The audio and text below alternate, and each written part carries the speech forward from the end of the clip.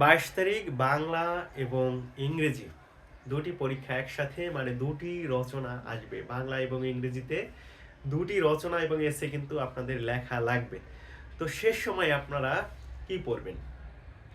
বাংলার ক্ষেত্রে আপনারা পুলিশ সংস্কার এবং অন্তর্বর্তীকালীন সরকারের সমস্যাই দুটো পড়তে পারেন। আর ইংরেজির ক্ষেত্রে আপনারা ক্লাইমেট চেঞ্জ টাইপের একটা রচনা দেখতে পারেন, অথবা অ্যান্টি ডিসক্রিমিনেশন মুভমেন্ট টাইপের একটা রচনা দেখতে পারেন। এরপর যেগুলো আপনারা দেখেছেন টুকটাক এগুলো দেখে যেতে পারেন। শেষ সময়ে এই 4-5টা রচনা আপনারা পড়ে যান এবং টাইম শিডিউল রেখে আপনারা পরীক্ষা দিন।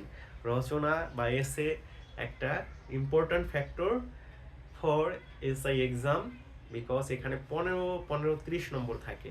এগুলো বুঝে শুনে আপনারা পরীক্ষাগুলো দিবেন। তো সবার জন্য অনেক অনেক শুভকামনা থাকলো। ভালো থাকুন, সুস্থ থাকুন।